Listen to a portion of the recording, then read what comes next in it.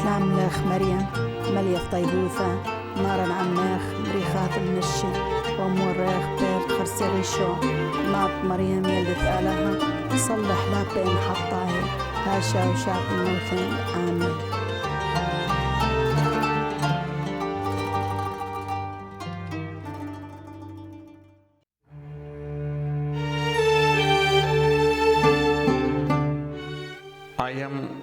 Soy el padre Morris Lam.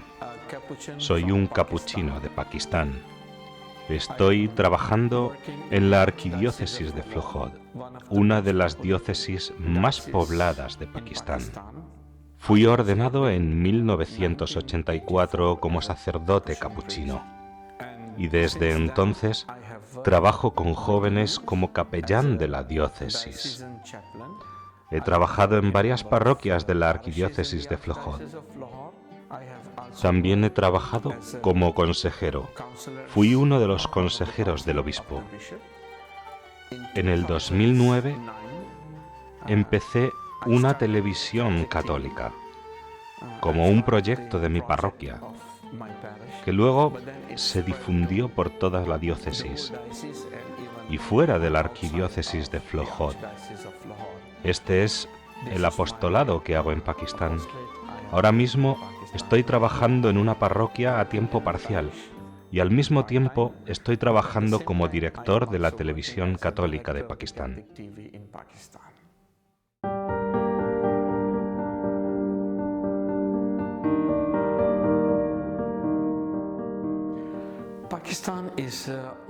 Pakistán es el hogar de 180 millones de personas. Es el séptimo país más poblado del mundo. Es un país predominantemente musulmán. El 95% son musulmanes y el 5% son cristianos de distintas denominaciones, del cual el 3% son católicos en Pakistán. Referente al tema religioso, Pakistán tiene un tipo de Islam muy duro. El fundador de Pakistán nunca soñó con tener un país islámico tan radical. Más bien tuvo una idea más amplia, más abierta de país islámico, con un sistema democrático. Pero después de la guerra en Afganistán, hubo una ola revolucionaria en Arabia del Sur y en todos los países árabes, entre ellos Pakistán. Uno de nuestros dictadores, dictador militar, Zia-ul-Haq, fue nuestro presidente y además general militar. Él introdujo el Islam como el sistema para Pakistán para gobernar el país. Impuso muchas leyes que están basadas en el Corán y están basadas en la Sharia. Cambió muchas cosas en nuestra Constitución e introdujo la educación islámica, y las enseñanzas trajeron muchos problemas a este país. Con lo que en el día a día todo lo que es islámico es promovido. Fundó muchos colegios musulmanes que llamamos medresas. Son colegios mezquitas. Muchos niños pequeños son llevados allí y no se les enseña otra cosa en absoluto que Islam, nada más.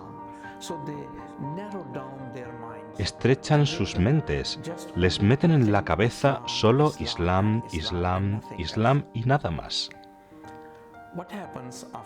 La consecuencia de esto es que el sistema se hace demasiado islámico, provocando el extremismo, el fundamentalismo, el terrorismo y otras muchas dificultades por las que ahora están sufriendo los cristianos y otras minorías.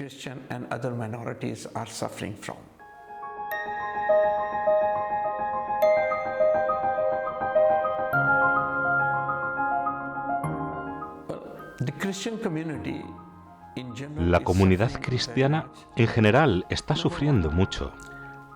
Primero, porque los cristianos de Pakistán no son considerados ciudadanos para nada, a pesar de que somos nativos de Pakistán Y llevamos viviendo aquí desde mucho antes de que vinieran los musulmanes de otros países del mundo para conquistar este país.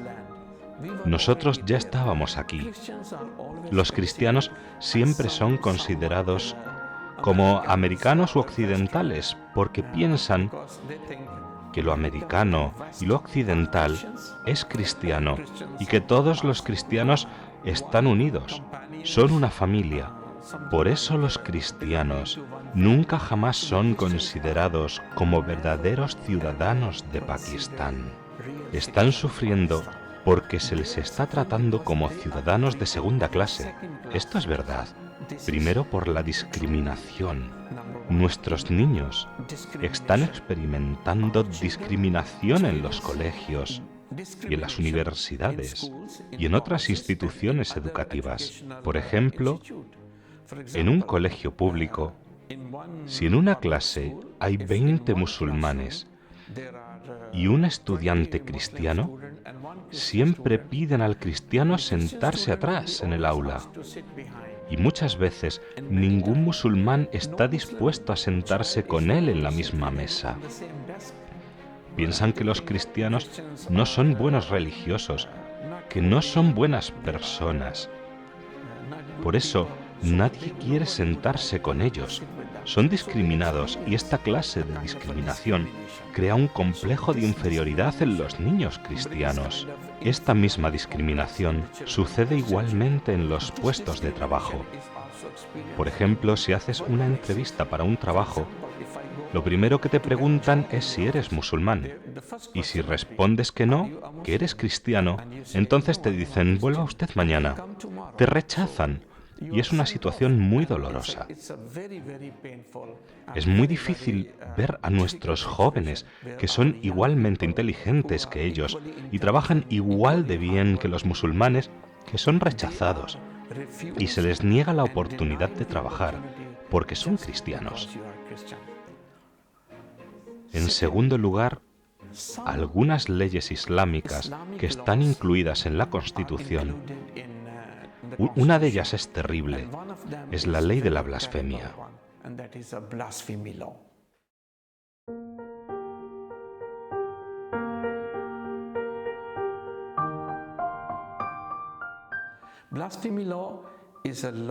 La ley de la blasfemia es una ley por la cual cualquier individuo que deshonre a Mahoma, el profeta del Islam, o el Corán, con sus palabras, acciones o signos,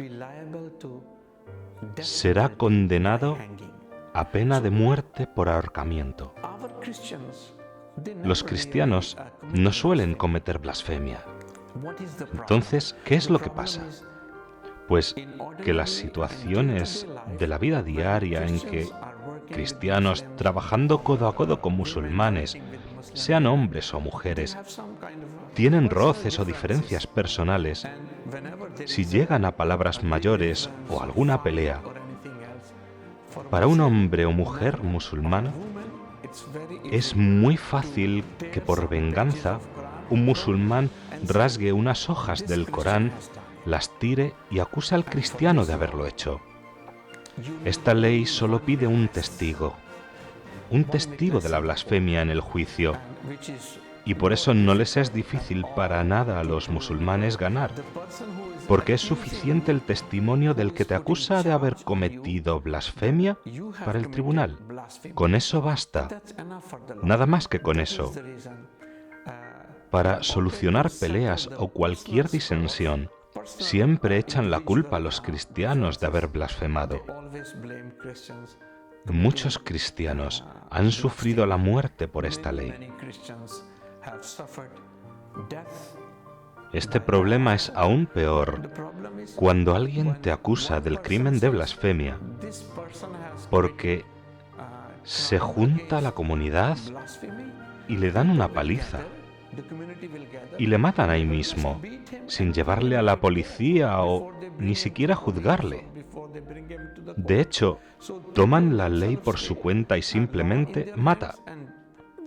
Han tratado así a muchas personas, a muchos cristianos, Les han golpeado y asesinado antes siquiera de denunciarles a la policía.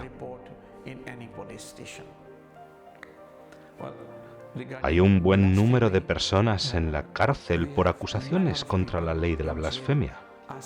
Asia Bibi es un caso muy conocido ahora mismo. La conocemos.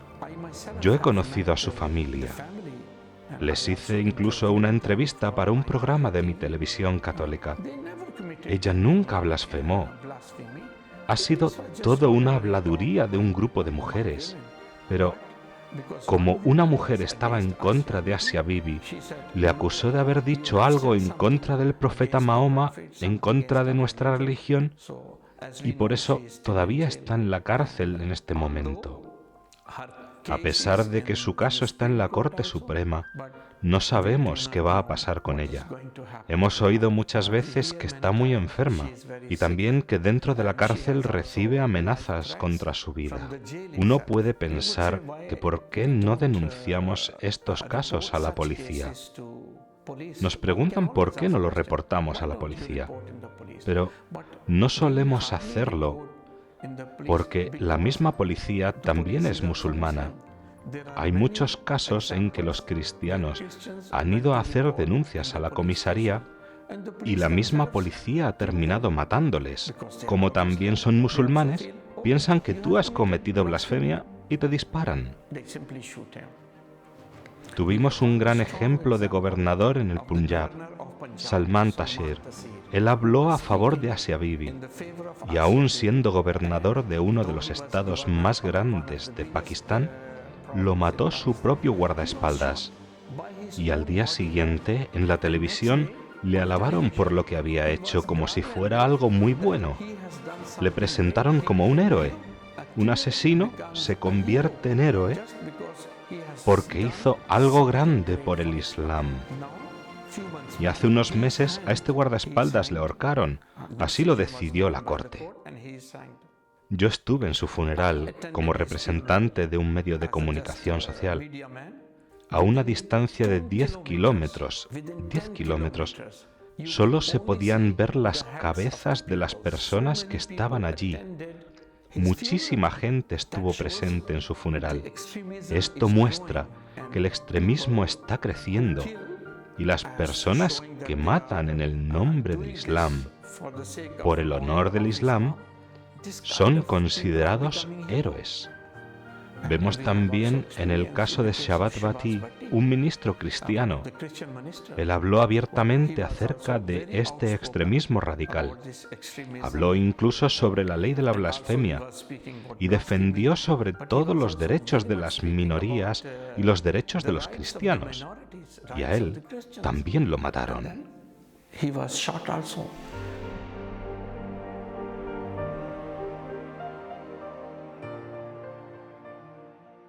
Minister Bhatti, we forgot one question in the interview. Your life is threatened. By whom? And what sort of threats are you receiving? The forces of violence, militant band organization, the Taliban and pro-Al-Qaeda, they want to impose their radical philosophy in Pakistan. And whoever stand against their radical philosophy, they threaten them. When I'm leading this campaign against the Sharia laws for the abolishment of blasphemy law and speaking for the oppressed and marginalized, persecuted Christian and other minority, these Taliban threaten me. But I want to share that I believe in Jesus Christ who has given his own life for us. I know what is the meaning of cross and I'm following of the cross. And I'm ready to die for a cause. I'm living for my community and suffering people, and I will die to defend their rights. So these threats and these warnings cannot change my opinion and principles. I will prefer to die for my principle and for the justice of my community rather to compromise against on these threats. Thank you. Estas son las consecuencias que tenemos que afrontar ahora mismo. La comunidad cristiana está sufriendo mucho. Otro sufrimiento que quiero mencionar es que si algo ocurre, por ejemplo, un cristiano y un musulmán empiezan una discusión por razones personales, el musulmán siempre le acusa de blasfemia y entonces interviene toda su comunidad. En el 2013, en el Joseph Colony, hubo un problema personal y se metió por medio toda la comunidad musulmana y quemaron de 300 a 500 casas de cristianos. Las quemaron. Lo mismo pasó en otras poblaciones cristianas. Ni siquiera escuchan para saber realmente el problema. Solo oyen que una persona habló mal del profeta Mahoma o del Corán o del Islam y matan a los cristianos. O los golpean y queman sus casas. Esto ha ocurrido muchas veces.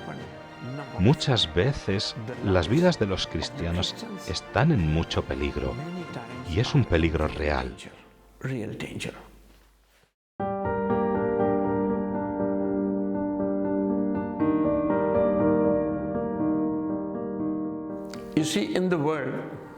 Verás, en el mundo siempre hay buenas personas en todas las religiones. No estoy diciendo de manera generalizada que todos los musulmanes sean malos en Pakistán, pero quiero decir que un gran número de personas que se adhieren al Islam creen que ellos tienen que respetar y defender el buen nombre del Islam, que tienen que defender el honor del Corán y el nombre de Mahoma. Creo que hay buenas personas en Pakistán y buenos musulmanes en Pakistán. Pero estos buenos musulmanes se quedan callados cuando hay terrorismo y cuando hay ataques contra la comunidad cristiana. Siempre guardan silencio. Por supuesto que los medios de comunicación muestran estas cosas e intentan dar la imagen de que no las aprueban, pero siempre lo justifican dando razones o poniendo excusas de por qué ha ocurrido. Dicen, les han matado por esto o por esto otro, o porque quizás hicieron... Nunca denuncian claramente que está mal. ¿Por qué? Nadie quiere morir a manos de estos extremistas. Tengo que decir que hay buenas personas, personas educadas que no dan ningún problema. Son muchas, pero tienen miedo. Tienen miedo de hablar, tienen miedo de enfrentarse con los extremistas. En privado dicen que todo esto está mal, pero nunca jamás dicen que este extremismo es malo en su vida pública. Tienen miedo, miedo de hablar. Esto es así. Yo diría que hay pocos grupos de extremistas, sí, pero en el nombre del Islam, cada musulmán se endurece, se pone a la defensiva. Pueden ser muy simpáticos contigo. Si vienes a Pakistán, son muy acogedores. Hablan contigo, te invitan a sentarte con ellos para conversar. Y este es el problema con muchos periodistas occidentales, medios de comunicación y diplomáticos occidentales. Muchísimas personas que van a Pakistán y hablan con musulmanes dicen que son todos muy buenos. Pero esta es una visión de la realidad muy superficial. Me gustaría que conversasen sobre el Islam, porque entonces se darían cuenta de lo que son las cosas. Por eso los embajadores diplomáticos y los medios de comunicación occidentales no están informando correctamente. Vivir con musulmanes unos días está bien, pero quedarse a vivir aquí es otra cosa. Se ve la realidad. Pero quédense con ellos un tiempo, vivan con ellos un tiempo, hablen con ellos acerca de su religión y van a ver las cosas como son. Pero en visita de algunos días te dicen que respetan a los cristianos, que respetan a las minorías, que les quieren, que les tratan muy bien, que pueden ir incluso a rezar a las mezquitas. Dicen, les tratamos muy bien. Vale, muy bien. Pero yo diría que te quedes con ellos y experimentes la vida cotidiana. Solo entonces vas a entender la verdadera realidad. De nuevo digo que siempre hay buenas personas en todas las religiones, en cada país y también en Pakistán. Hay buenos musulmanes. Pero cuando se toca el tema religioso, es más difícil distinguir quién es bueno y quién no es tan bueno. To make a distinction who is good and who is less good.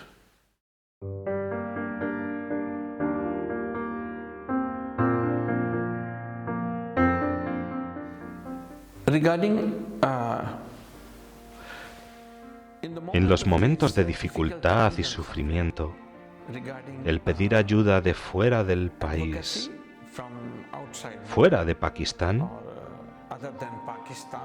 bien, tenemos experiencia y sabemos que es un tema que de vez en cuando se trata desde los medios de comunicación occidentales y hasta incluso en la ONU. El tema de proteger a las minorías en los diferentes países, pero no hablan desde la perspectiva de la religión. Se habla de protegerles, pero porque son minoría. Bien, pero no porque son cristianos.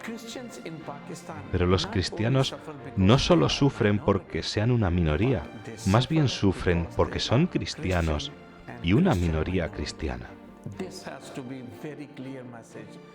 Este mensaje tiene que quedar claro en Occidente y en sus medios de comunicación. Tengo que agradecer a la Iglesia Católica en muchas partes del mundo porque han mostrado su apoyo con los cristianos que sufren. Han ayudado y animado a nuestras personas de muchísimas maneras. Por ejemplo, en situaciones de urgencia, ayudándoles con comida y albergue. Puedo mencionar algunas organizaciones católicas que ayudan a la Iglesia, como Ayuda a la Iglesia Necesitada, Miss You, la Iglesia Sufriente, Open Doors y otras organizaciones cristianas que nos han ayudado en estas situaciones difíciles. En referencia al apoyo diplomático a la comunidad cristiana, hemos leído muchas declaraciones buenas en los periódicos y en los medios de comunicación. Pero tomar la posición real de defender a las minorías, especialmente, esperamos mucho de América.